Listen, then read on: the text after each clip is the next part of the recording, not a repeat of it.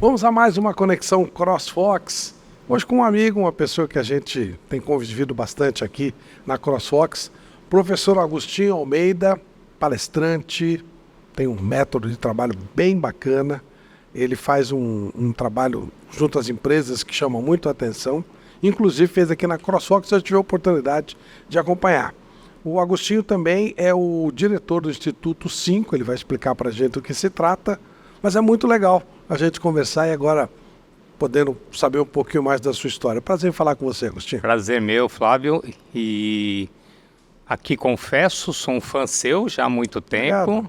A gente não tem muita diferença de idade, mas eu te acompanho desde que eu era moleque, então você era um moleque repórter.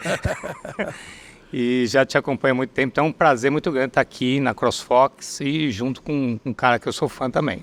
Eu vi aqui que a sua formação, você tem desde administração de empresa até psicanálise, é isso? Cara, eu comecei no universo corporativo, né? Então eu segui o caminho natural das coisas. Fazer administração de empresas, entrar no universo corporativo, construir o seu patrimônio e aposentadoria. Mas aí no meio do caminho isso começou a me incomodar, porque eu falava, cara, tá faltando alguma coisa. Não é possível que o meu mundo vai ser esse, trabalhar feito um maluco, aposentar e acabou. E aí eu conheci a psicanálise, eu fui fazer uma formação em psicanálise, porque eu tinha já muito dessa coisa do universo do comportamento humano, e a psicanálise mostrou, abriu um leque para mim, assim, tipo uma janela ao infinito, onde eu podia perceber que tinha muito mais do que um universo corporativo, que por trás tinham as pessoas, e que eu precisava entender como funciona o ser humano para eu poder fazer uma mudança na minha vida. Então fui estudar o ser humano. E só lá na psicanálise eu percebi que o maior problema não era nem o ser humano, era eu mesmo. Então, o autoconhecimento que eu entrei, então aí eu saí desse universo corporativo e fui para a área de comportamento humano. Eu estou falando quando eu tinha 28 anos de idade, meu primeiro filho estava para nascer, e aí eu comecei a mudar completamente a minha forma de pensar sobre o universo corporativo. Você fez uma formação mesmo, de faculdade, tudo ou cursos apenas? A psicanálise ela é formação, ela é curso livre de formação. Sim. Não necessariamente você precisa fazer uma faculdade, nem ter nenhum tipo de formação para exercê-la, tá?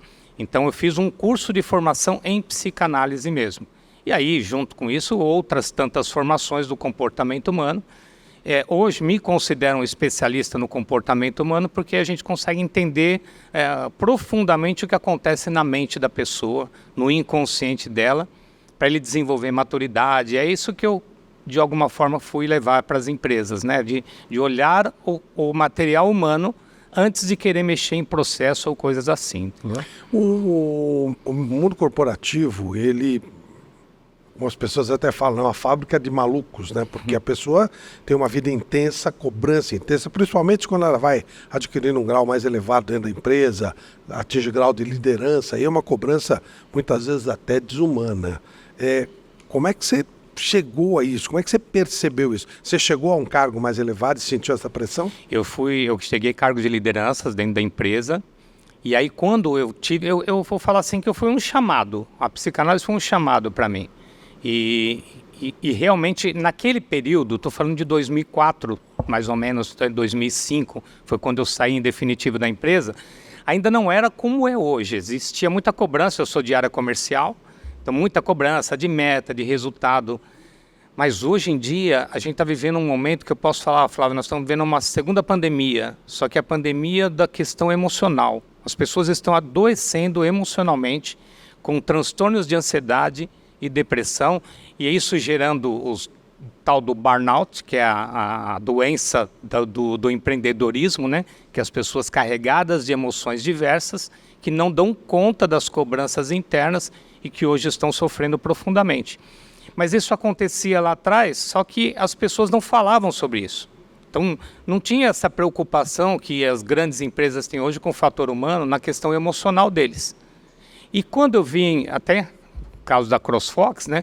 O meu trabalho aqui, quando o Paulo me chama, era para processos. Cara, eu quero que você conserte aqui, nós estamos começando agora, foi bem lá no começo, era a equipe do Alisson, a primeira equipe de vendas deles, o Paulo com o Cobre, com a turma dele. Então, eu estava entrando ali no meio daquele início para ajudar nos processos da empresa.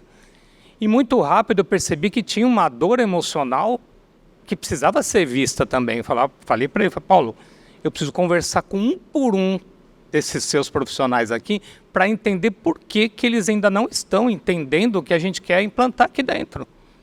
Porque havia muita resistência, sabe? De chegar um cara de fora e falar, agora vocês têm meta. Chegar um cara de fora e falar, agora eu quero saber os resultados do trimestre anterior para ver se eles melhoraram ou não. Tudo para eles era tipo novo. E de repente chega alguém com metodologia tentando mostrar aquilo. Mas havia dor por trás do emocional dos profissionais, né, dos colaboradores. E aí eu falei para ele, cara, nós vamos ter que olhar para esse lado aqui primeiro. Eles não vão aceitar uma mudança se a gente não mexer na dor deles. E ele deu carta branca, então a gente foi mexer no emocional para poder trabalhar a aceitação da mudança, que é a parte mais difícil do ser humano, aceitar que a gente pode mudar, aceitar que a gente pode ter uma nova visão do mundo, aceitar que a gente pode ser melhor como pessoa, como profissional. E era esse o meu propósito, não o motivo da minha entrada na CrossFox. Agora, você fala em mudança. O mundo corporativo não vai mudar. A pessoa que tem que mudar. O mundo corporativo ele vai evoluir, né? Avançar tecnologicamente. Sim. O ser humano está paralisado. Quando eu falo da pandemia de ansiedade, né, e de depressão, é porque o ser humano está sofrendo muito as consequências de uma coisa chamada imaturidade, Flávio. As pessoas que estão hoje com seus 20, 25, 30, eles não tiveram a infância que a gente teve, onde a gente tinha que se virar, né? E a gente tinha a forma, né, mais rígida de cobrança de pai, de mãe. E mesmo quando não tinha a presença de pai e mãe, um pai alcoólatra, agressivo, né, que não era nem um pouco carinhoso, a gente tinha que se virar. E eu falo que a nossa geração, né, quem tem mais de 40 aí, foram sobreviventes disso daí. A outra geração veio num ambiente mais de liberdade emocional. Não estou falando que tinha que apanhar, nada disso, porque também não concordo com isso, mas uma liberdade que machucou o emocional, porque eles não estavam preparados para as cobranças que viriam depois do universo corporativo. Então o menino que foi criado numa grande liberdade, de repente ele tinha tudo, tá? Ou até mesmo, não precisa ter dinheiro, mas tinha tudo. Tinha presença de pai, presença de mãe, tinha carinho, tinha não sei o quê. Sim, o tempo todo, e aí quando chega com 14, 15 anos, vai para o mercado de trabalho, hoje 16, né? Vai para o mercado de trabalho e começa a receber os nãos da vida. E a maioria não sabe lidar com isso. O menino que aprendeu com o pai e com a mãe, falava, ajuda a mãe a lavar a louça, e ele falava, não vou, ia para o videogame. E a mãe ficava emburrada, o menino fica emburrado e segue a vida. E só com 16 anos o cara vai falar, você vai lavar o banheiro agora, porque alguém precisa lavar esse banheiro. E ele vai falar não, e ele é demitido, ele não sabe lidar com isso. Então, a estrutura psíquica e emocional hoje do profissional é que vai interferir realmente nos processos no futuro das empresas. A empresa é o que você falou, vai continuar. Agora, se a gente não trabalhar as questões emocionais, dificilmente o trabalhador vai suportar a agressividade do universo corporativo e da forma que o próprio planeta conduz a produtividade, né, para ter resultados, ok? Impressionante como você está colocando essa situação. E claro, eu também trabalho com futebol e há muitos anos. E você nota que o jogador de futebol, de um modo geral, não só no Brasil, ele é muito mais frágil emocionalmente do que antes. Você vê muito jogador que ele entra em depressão, mesmo vivendo um mundo, né, de glórias, de fantasia, de muito dinheiro. Talvez porque a adversidade do eu não joguei tão bem, ou eu joguei menos do que o outro, embora eu tenha jogado bem. Entra por aí também, Agostinho? Entra num negócio chamado comparação. A imaturidade psicológica vem dos processos de comparação que as pessoas fazem.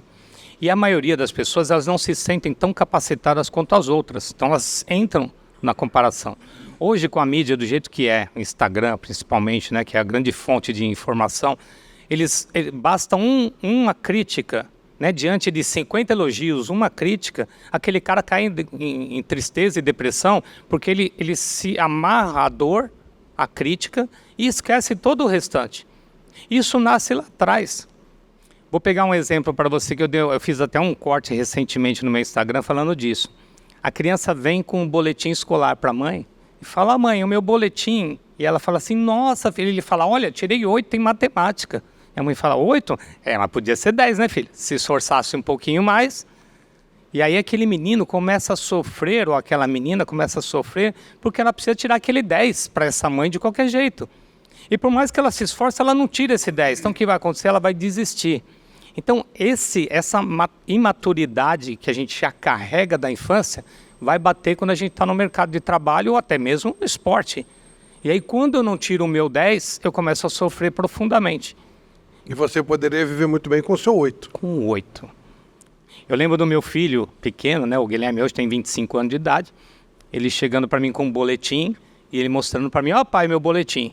E aí eu vi uma nota 4, se eu não me engano, era geografia. Eu falei, nossa filho, 4 em geografia. Ele falou, nossa, nem viu 8 de matemática. Ele te falou. Ele falou. E eu falei, é verdade, o pai não viu. Não, e as outras notas, pai, você não viu, só viu as 4 aí. E aí eu consertei a minha fala. Eu falei, você estudou? Ele falou, não deu, eu tinha que estudar para tudo, era semana de prova, eu larguei essa daí. Falei, então, você não estudou, tirou 4. Se estudar um pouquinho, vai melhorar essa nota. Então, estou tranquilo, filho. Parabéns, é isso mesmo.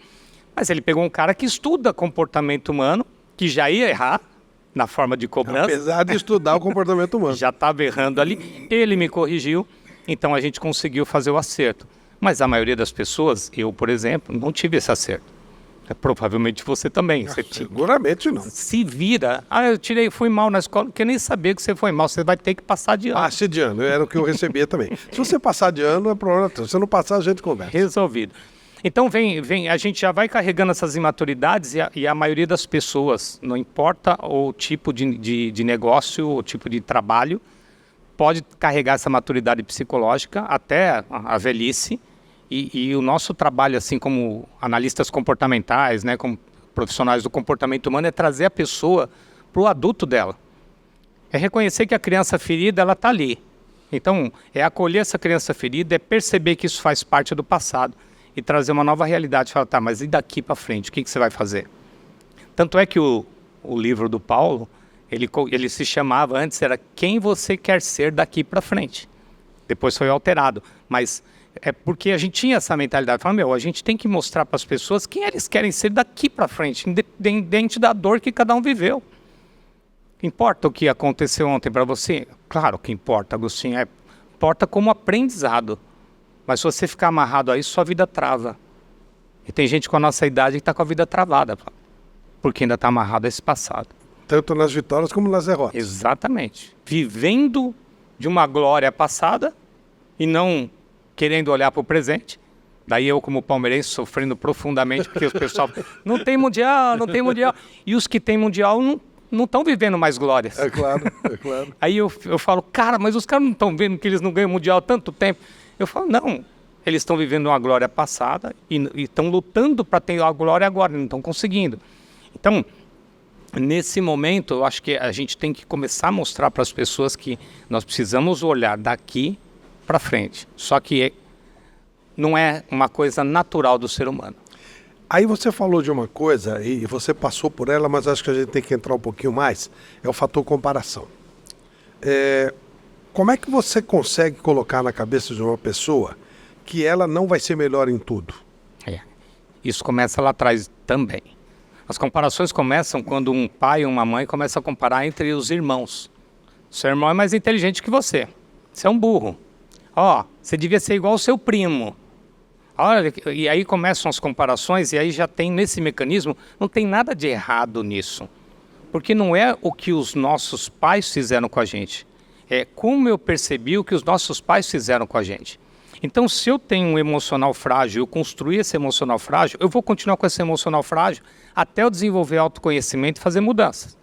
Mas caso contrário, eu vou continuar me comparando o resto da vida e sempre encontrando pessoas melhores do que eu. E sempre vai ter. Em alguma área vai ter, não tem jeito. Até na sua própria área, claro, né? Perfeito, ninguém vai ser melhor em tudo. Então imagina a gente, né, nosso trabalho, você principalmente que é um cara da mídia, ficar se comparando com outros profissionais, cara, você vai travar a sua vida. Então eu tenho que fazer o meu aqui. Esse cara pensa diferente? Beleza, você pensa assim, eu penso assim. Isso é personalidade, isso é maturidade psicológica. Agora, quando eu penso assim, você está pensando, acho que faz sentido, acho que é melhor eu pensar assim também. Aí o outro fala, não, mas tá errado vocês dois. Não, é verdade, a gente tá errado. Então a gente não tem maturidade, porque a gente começa a aceitar os mecanismos emocionais dos outros como verdade nossa. Então isso é comparação. Então, a maior dor hoje psíquica é as pessoas, são cada uma das pessoas estarem se comparando com outras e sempre se sentindo inferiores. Isso é uma criança ferida. E a rede social, ela quase que te leva a isso, né? Ela te convida a essa comparação. O tempo todo. O tempo todo. Eu fiz uma postagem que eu falo de Deus, eu falo de espiritualidade, eu falo uma série de coisas no meu Instagram. E certa vez eu fiz uma postagem sobre Deus, né? Tudo que eu crença, que eu acredito em Deus, tal. Uhum. Eu não sigo nenhuma religião, mas eu acredito em Deus. E aí uma pessoa escreveu: esses negócios, esses caras que ficam falando de Deus é tudo modinha. E aí você vê que o grau que pode machucar, porque eu poderia entrar e me comparar com os outros e falar, puxa, realmente eu estou falando de Deus porque fulano fala, o outro fala, será que eu estou copiando? Não, eu respondi para ele, que bom que essa moda pegasse, né? E que todo mundo viesse aqui para falar de Deus e parasse de cuidar da vida dos outros, que seria muito mais fundamental, mas não, eles estarão lá criticando. Então a rede social ela vai derrubar, mas quem tiver imaturidade psicológica. Quando você está triste e faz uma selfie sorrindo, o que significa? Significa que eu não estou sendo verdadeiro comigo mesmo. Tá? E é perceptível para quem tem esse tato. A gente consegue perceber quando uma pessoa está bem e quando ela não está. Quando ela não está sendo verdadeira também. Mas é uma forma de máscara que a gente usa. O ser humano ele tem uma habilidade de usar máscaras para poder esconder as suas dores e conflitos. Imagina que eu fui pautado numa infância de muita raiva. Brigas dos meus pais, agressividades, abusos físicos, emocionais, sexuais. Eu cresci com toda essa raiva. Só que eu não posso ser esse cara intolerante e hostil para a sociedade. Então o que eu faço? Eu coloco uma máscara e mostro para a sociedade que eu sou um cara legal, bacana, tal. Mas basta uma frase... Feliz. Basta uma frase de alguém e eu explodo. E normalmente essas explosões acontecem escondido do social. Porque o social precisa usar máscara. Então terão pessoas que vão sorrir diante das câmeras e que estão sofrendo. E a gente vê isso nos atores, né? Atores que se suicidaram e que falam, nossa, como esse cara foi embora. Robin Williams, por exemplo, que se suicidou e você fala, como é que esse cara foi embora? Foi embora porque ele tinha muita dor dentro dele, mas ele era um ator, ele usava máscara o tempo todo. Jim Carrey, né? Jim Carrey está sofrendo ainda com a depressão, ele teve um encontro com Deus, ele está assumindo isso, né, publicamente, mas ele entrou numa dor muito profunda. Tá? Então, o que você acha, o que você sugere? Olhar para si mesmo. Eu falo muito sobre conexão com Deus, olhar para Deus, olhar para você, cuidar de você, e aí sim começar a cuidar das pessoas à sua volta.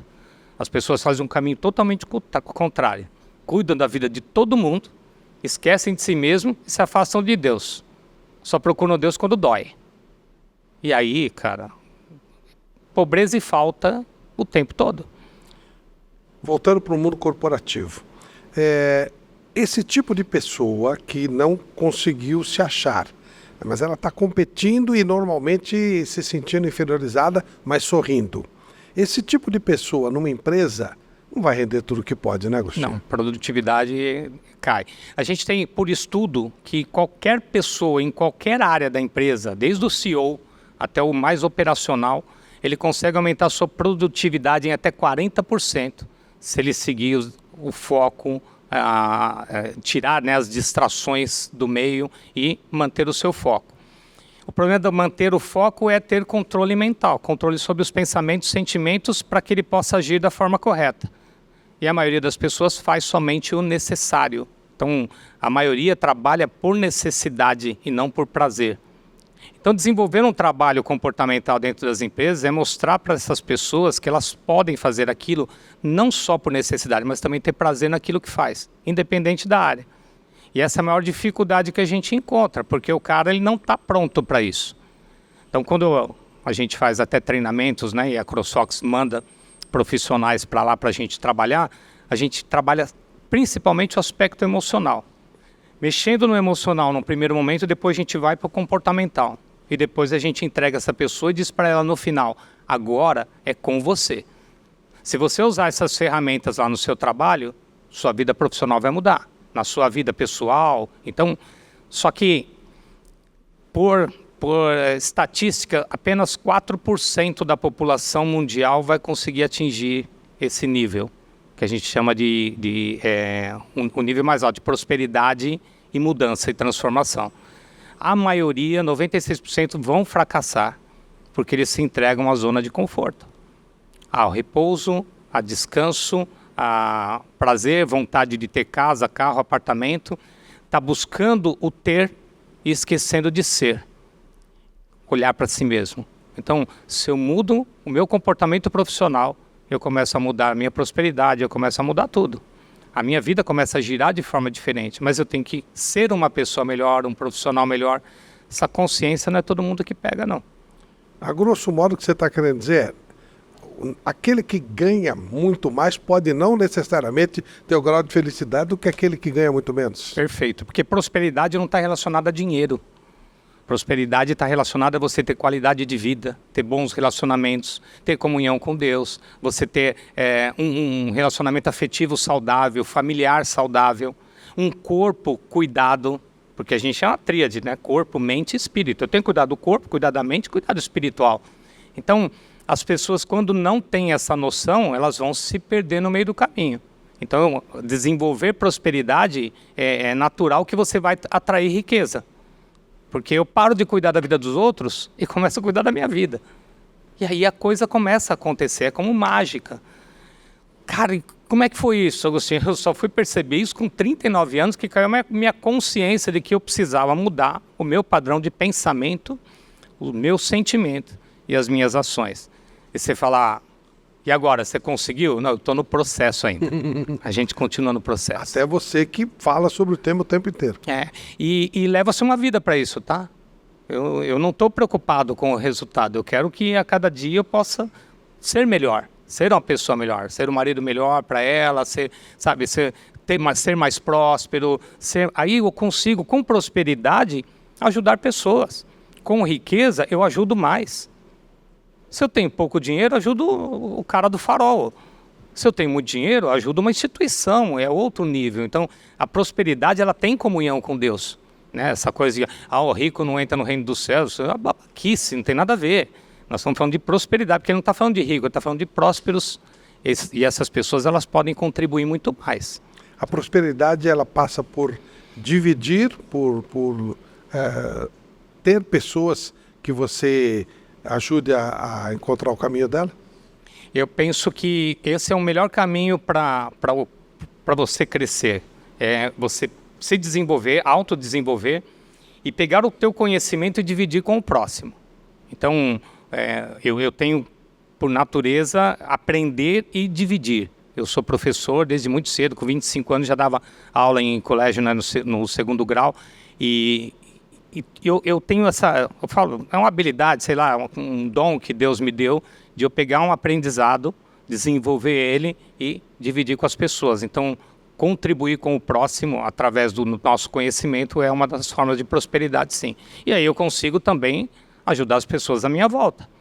Então, quando eu vou para um treinamento, onde eu tenho lá 30, 40 alunos naquele treinamento, eu estou contribuindo com 40 famílias ali. Quando eu olho para 40 pessoas, eu estou olhando para 200 pessoas ali que são envolvidos por eles. Então, eu tenho que fazer o meu melhor por eles. E se eu atingir 4% daquele grupo, eu já vou ter uma pequena parcela da população mundial transformada.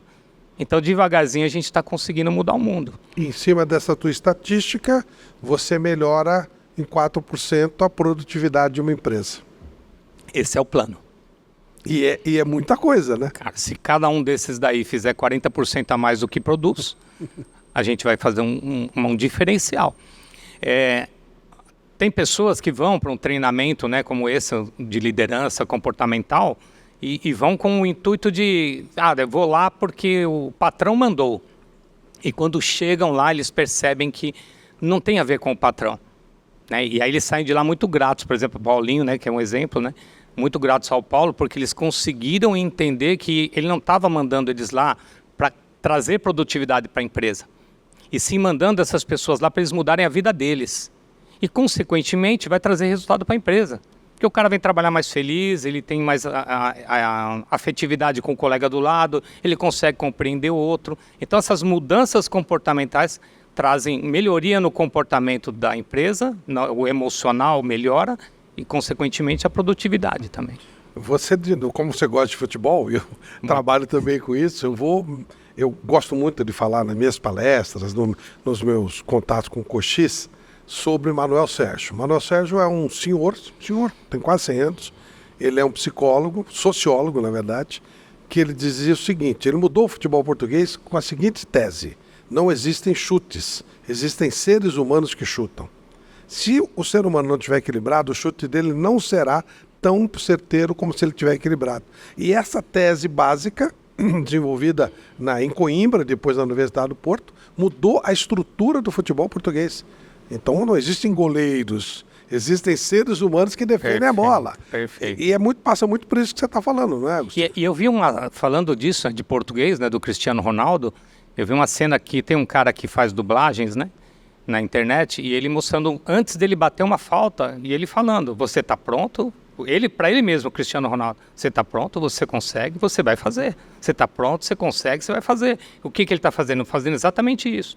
A pessoa dele confia tanto na capacidade, no treino, no desenvolvimento que ele fez, e aquele gol de falta que ele faz na Copa do Mundo, acho que é controlando, não lembro quem que é, um terceiro gol que ele faz, que é impressionante o jeito que ele bate naquela bola, que é exatamente isso. Uma confiança plena de que eu quero, eu posso, eu consigo. Ele é um fruto de Manuel Sérgio, porque Mourinho é um fruto de Manuel Sérgio e digamos que o Cristiano Ronaldo é a mais completa tradução do Mourinho. Aquela coisa do aperfeiçoar pela repetição, pelo treinamento, pelo condicionamento psicológico. A conduta, né, como ser humano, porque não entra em porcaria, não faz bobagem com a vida, né, construi família, segue um caminho reto. Então, tudo isso soma, né? Porque a pessoa, o emocional frágil é aquelas pessoas que tem toda uma popularidade, tem todo um crescimento, tem toda uma possibilidade ao infinito de crescer, mas se perde nos prazeres. Vai buscar o desejo ao invés de trabalhar as suas questões pessoais de mudança e transformação. E aí acabam se perdendo, não tem a mesma qualidade de entrega. Então, você pega um cara que nem esse, que é totalmente disciplinado, focado, ele vai fácil até os 45. Vai fácil. Agora, aí voltando para o nosso mundo corporativo, aquela pessoa humilde que vai galgando degraus na empresa e ela acaba ganhando muito dinheiro, às vezes até se surpreende, né, com aquilo que ela fez, o trabalho dela. Como que ela vai ter uma disciplina mental para usar bem aquilo que ela conseguiu e evitar que lá na frente entre numa curva descendente? A curva vai acontecer se ela continuar com a mentalidade pobre. Porque a gente que veio de família simples, humilde, né, eu vim de família pobre, se a gente não desenvolver uma mentalidade de riqueza, eu não estou falando de ficar milionário. Não, você não está falando de dinheiro. Não estou falando de dinheiro. É a forma de pensar a vida. As pessoas que têm mentalidade pobre, elas pensam a vida sempre como algo, a possibilidade de perder a qualquer momento. Não, eu estou ganhando esse dinheiro, mas eu vou perder a qualquer momento. Ou começam a gastar sem ter controle, porque nunca tiveram e agora eu vou querer tudo. Então, não saber lidar com o dinheiro que entrou, mesmo sendo uma pessoa que, sabe, um excelente profissional, não saber lidar com o dinheiro que entrou, ou não ter uma mentalidade de riqueza, que é saber guardar dinheiro, que é preservar para o futuro, que é lidar com a riqueza e investir em si mesmo para se capacitar ainda mais. Então, porque senão ele fica para trás. E aí ele vai se perder no meio do caminho e vai entrar em queda. Você fala, Agostinho, quantas pessoas passam por isso? É o mesmo percentual. 4% vão seguir o caminho da riqueza, 96% vão fracassar, dos que vieram dessa mentalidade pobre. Se ele já teve a mentalidade de riqueza na família, independente do dinheiro da família, tá? Porque às vezes uma família pobre tem uma mentalidade de riqueza. Sim. Aí ele pode ser que ele passe muito fácil por isso. Mas se vier da mentalidade pobre, 4% vão se salvar. Como é que fica a cabeça do profissional que trabalhou durante 30 anos e de repente ele se aposenta e não faz mais nada? O que vai acontecer com essa pessoa?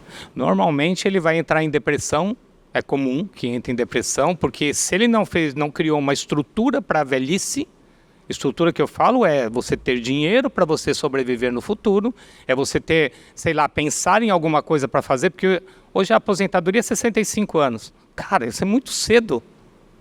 Muito jovem, né? Então, uma pessoa de 70 anos, ela está jovem, né? O 70 é o novo 50.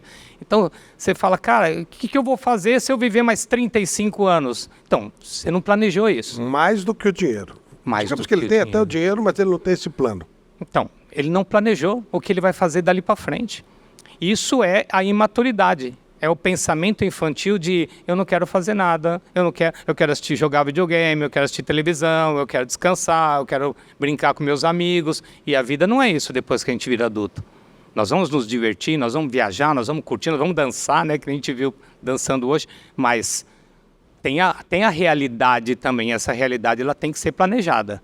Tá? Eu não posso ficar bitolado com o futuro. Ai, se eu não guardar dinheiro, eu vou sofrer. Não preciso disso. Mas eu tenho que planejar meu futuro. Tá, o que eu quero para mim com 80 anos? Então, eu tenho uma brincadeira, mas que é uma verdade que eu falo, né? As pessoas entendem como brincadeira, mas eu falo que eu quero chegar até os 100 anos saudável. E para eu chegar até os 100 anos saudável, eu tenho que cuidar muito bem da minha mente, do meu corpo e do meu espiritual. Mas não adianta eu cuidar disso aqui também, não ter dinheiro para sobreviver lá com 100 anos, porque eu não vou ter fisicamente, né, a mesma habilidade que eu tenho com 50, que eu tinha com 40. Então, eu preciso fazer um planejamento de futuro. Então, a maioria não está preocupada com isso, ela está com agora. Aí eu quero comprar um carro agora, eu quero comprar uma casa agora. E aí se endivida, aí entra em problemas e, cara, a vida ela vai dar o tombo. Não vai ser só luz, em algum momento vai cair. Eu queria voltar a um tema que você falou, quando você foi questionado sobre falar em Deus. A pessoa que ela não acredita em Deus, é um ateu, não é o meu caso, só estou fazendo a Sim. pergunta porque Pode tem um monte ter. de gente nos vendo. Essa pessoa não será feliz? Não, tem a ver com felicidade acreditar em Deus. Né? O fato de acreditar em Deus não tem a ver com felicidade. Se eu posso acreditar em Deus, mas eu não fazer nada para mudar a minha vida. Então, eu sou só um crente. Eu não sou um seguidor. Tá? Então, a felicidade está atrelada em você ter um cuidado com o seu corpo, com a sua mente e com o seu espírito, independente de acreditar em Deus ou não. Quando você fala espírito, você não fala necessariamente uma religião, um Deus. Não, eu estou falando da nossa essência. Aquela pergunta que a maioria não sabe responder, quando a gente pergunta quem é você, e a pessoa responde, eu sou o Agostinho. Isso não diz nada sobre quem sou eu. Pior é quando o cara fala profissão, né? É. Eu sou um jornalista. Então, e o cara não é um jornalista, ele está jornalista. Porque a hora que aposentar, você que é quem agora? Exato. Não sou nada. Um ex-jornalista. Então, as pessoas elas não conseguem olhar para isso e entender que não estamos falando de um Deus lá. Eu estou falando de alguém aqui que eu chamo de Deus, mas outras pessoas podem chamar de eu, de espírito, de eu superior, cada um chama. A Jung chamava de self. E nada mais é do que ele explicava que era a presença de Deus em cada um de nós. Então, independente de religião ou de crença em Deus, é importante que a gente tenha essa tríade de cuidado, corpo, mente e espírito. Tá? Não acredito em nada disso, Agostinho. Então, vai ser feliz, fazer parte dos 96% e tá tudo bem, vai seguir a vida. Não é muito cruel 96%, Agostinho? É muito real, Flávio. É muito real. É só olhar para a sua volta, as pessoas que você conhece, elas podem ter riqueza material, elas podem ter conhecimento intelectual, mas se elas não cuidarem do espiritual, se elas não cuidarem do familiar, se elas não cuidarem do corpo, elas vão sofrer. Então, é um olhar, a gente fala de prosperidade, é para a gente olhar em todas as saúdes. Eu divido em algumas saúdes, tá? Saúde mental, saúde emocional, saúde física, saúde profissional, saúde familiar, saúde espiritual, saúde intelectual. Então, saúde social, você tem amigos, você tem gente para conversar, chamar na sua casa. E tem gente que tem toda essa riqueza, não tem um amigo. Então, tem gente interessada, tem interesseiros. Então, quando eu falo desses 96%, desses 4%, desculpa, são essas pessoas que conseguiram construir esse caminho em todas as suas saúdes. Por isso que é trabalhoso e leva-se uma vida inteira para construir. E esse processo de construção, ele vai mudando, né? Porque eu fico me imaginando, por exemplo, com 20 anos, eu não conseguia projetar o que eu sou hoje com a minha idade. E eu mudei várias vezes. É normal isso? Faz parte, porque a vida ela é cíclica, né? Num momento a gente está lá em cima, no outro dia tem um tombo. Às vezes você está bem, vem uma doença. Às vezes você está bem, vem uma morte de alguém que você ama. Então, nós vamos ter esse alto e baixo, tanto é que vida é isso, né? Quando o coração bate, nós estamos funcionando dessa forma. Então, sim, altos e baixos vão acontecer. O que diferencia um do outro é a capacidade de você lidar na hora que você está embaixo. Né? O quanto você aguenta a porrada, né? Quanto que você vai aguentar apanhar da vida para poder subir de novo, porque vai subir. O problema é que a maioria começa a apanhar da vida e se entrega, e aí cai numa profundidade de dor e sofrimento que não tem mais volta. Aí fica desesperado pedindo para Deus, aí Deus manda ajuda. Ó, chegou um barquinho aí para você subir. E ela fala, não, esse barco não gosta de barco. E aí fica afundando lá no lodo que ela escolheu. Então, já começa a dar razão, eu perdi o meu trabalho e eles tinham razão, eu mereço isso mesmo. Ou, não, tá bom, eles que me perderam, não eu que os perdi. E aquela questão da culpabilidade, né? Responsabilizar os outros pelos meus resultados. Aí eu sou assim porque meu pai era agressivo. Aí eu sou assim porque minha mãe morreu. Aí eu sou assim... Não, é assim porque você escolheu esse caminho, você não amadureceu e você ainda não percebeu que tem que cuidar da tua própria vida. Então você está culpando teu pai e tua mãe, a vida que você teve. Cara, mas tem uma vida daqui para frente. O que você vai fazer com isso daqui para frente? Então, sair da culpabilidade e começar a assumir responsabilidade sobre os seus atos. Né? Nós estamos indo voltando, mas eu acho importante a gente voltar de novo para o mundo corporativo. Hoje, de um modo geral, você que trabalha muito com isso, as empresas estão preocupadas com isso? Ou um caso como o da CrossFox que você citou, está também entre os 4%? Ou a empresa, de um modo geral, o mundo corporativo, de um modo geral, acordou para isso? Eu vou falar um negócio aqui que pode ser que cause um banzé, mas o RH das empresas estão. O resto da empresa não está nem aí, vamos dizer assim, tá? Eles querem resultado, produtividade, construção e pronto. E o QI também, né, claro. Que é a parte deles. Vendas tem que vender, produção tem que produzir e nós vamos fazer a roda girar. O recurso humano, ele tem que ter essa preocupação de olhar para o profissional e perceber, cara, aquele cara, olha como ele está. Faz 3 dias que ele não consegue dar um bom dia aqui dentro. Tem alguma coisa errada. E aí, capacitar a liderança para ter essa visão e enxergar no profissional uma deficiência, uma necessidade de auxílio e de ajuda. Agora, se o líder também não está aí, ele está focado junto com a outra galera lá do fazer, vender e produzir, ele vai ter um RH forte para poder conseguir perceber as deficiências individuais e tratar de forma individual. Então, cara, a questão do universo corporativo é, se tiver um RH forte que está realmente preocupado com o colaborador, com a pessoa colaborador, que nem você falou, tem uma pessoa por trás do resultado ali, com a pessoa colaborador, sim, essas empresas têm uma grande chance de prosperar ainda mais. Agora, caso contrário, é só ação judicial depois, né? E isso, assim, é uma coisa muito... Até pelo que você está dizendo, até pelo que a gente vê, isso é muito, é até matemático, né? Se você não cuidar disso, você vai preparar o profissional, vai perder o profissional, vai perder dinheiro, e ao contrário, se você preparar o profissional, você vai ter melhor rendimento. Eu estou falando em dinheiro mesmo, em prosperidade da empresa. É isso, né, Exato, Agostinho? porque a produtividade vai trazer resultado para a empresa, lucratividade e, consequentemente, o crescimento e desenvolvimento. Agora, se o profissional colaborador não é assistido na sua dor, talvez vai perder grandes valores, né? A gente, voltando para o futebol agora, quantos profissionais começaram, né, no futebol com 17, 18, 20 anos, estouraram e depois se perderam, minguaram, até sumiram.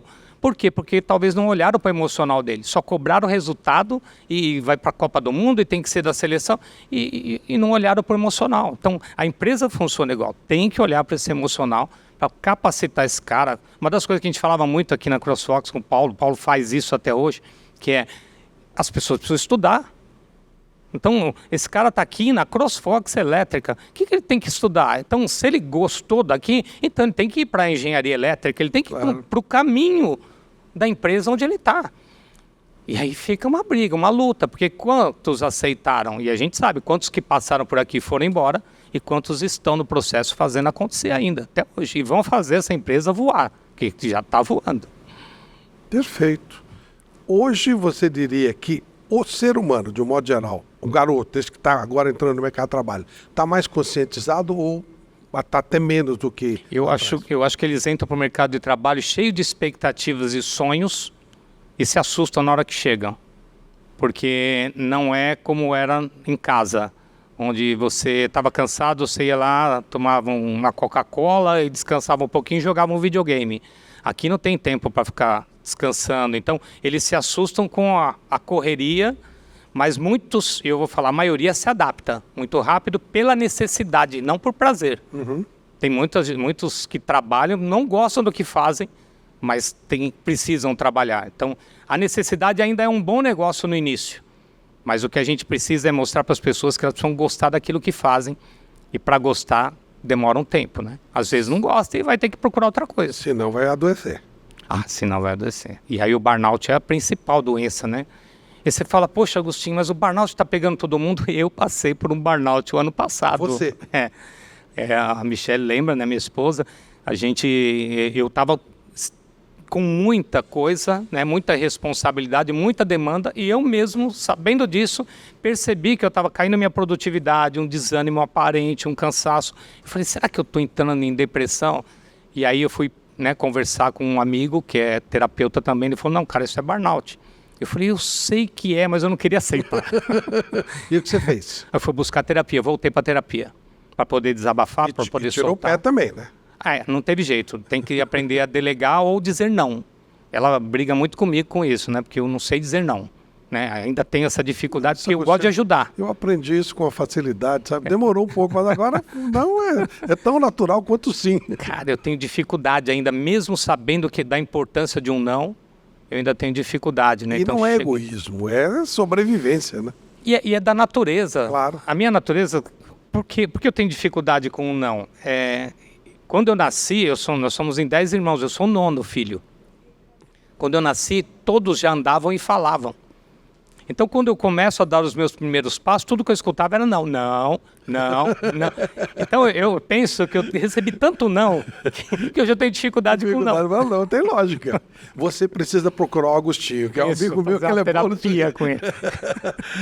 Para a gente finalizar, Agostinho, as universidades estão preparando os profissionais que eles despejam no mercado de trabalho para esse ambiente que você colocou? Eu acredito que não.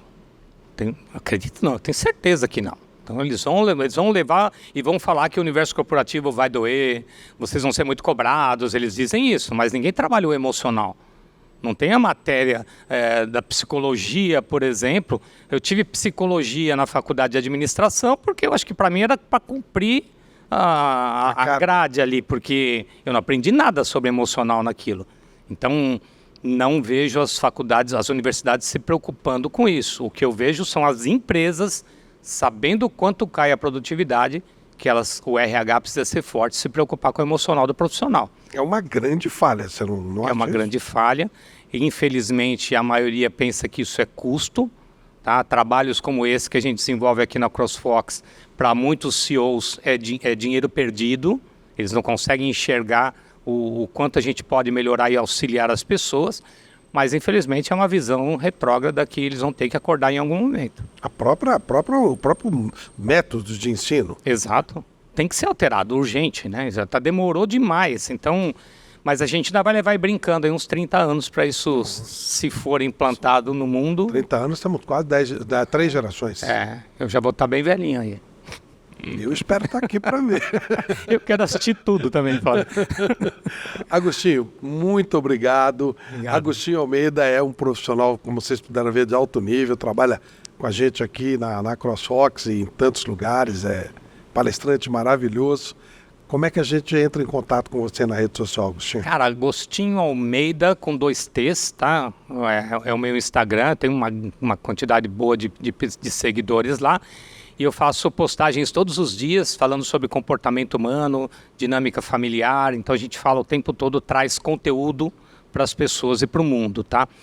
Tem o meu canal no YouTube, inclusive hoje à noite eu tenho aula ao vivo, gratuita lá. Então eu tenho algumas formas, alguns mecanismos da gente dividir conhecimento gratuito, né? Entregar para Deus aquilo que Deus está entregando para a gente. Então eu tenho os meus cursos, que são com precificação, obviamente, e tenho aquela entrega gratuita que a gente faz na internet todo dia lá. Faltou falar do Instituto 5. O Instituto 5, Desenvolvimento Humano, a gente trabalha com treinamentos comportamentais, tá? Eu tenho também, junto com a minha esposa, a Nova Era Psicanálise, onde a gente trabalha com formação em psicanálise. Eu tenho uma escola junto com a Pandora, em sociedade com a Pandora, treinamentos, onde a gente forma profissionais em psicanálise já desde a pandemia no EAD. A gente faz o curso, vamos ter um curso agora de regressão de memória, onde a gente capacita profissionais da psi para cuidar de gente, né, para ir buscar os traumas, as dores lá da infância. Então, são duas empresas que a gente administra, o Instituto 5 e a Nova Era Psicanálise. E estão na rede social, obviamente. Estão tudo na rede social. Você me acompanhando, você vai acompanhar todo mundo junto. Bacana. Tá bom? Obrigado, viu, Agostinho? Eu que agradeço. Foi um prazer enorme te reencontrar aqui, conhecer um pouquinho mais do trabalho tão bonito que você faz. A gente nota aqui dentro da CrossFox quanto você é querido, quantas pessoas são gratas por todo o trabalho que você faz aqui. Muito obrigado. Obrigado, Flávio. Valeu. Conexão CrossFox fica por aqui, não sem antes presentear o Agostinho presente com esse aqui, kit da nossa querida CrossFox. Muito bom. Obrigado. Olha aí, o copinho. Valeu, Agostinho. Valeu, gente. Um abraço. Obrigado. Tchau.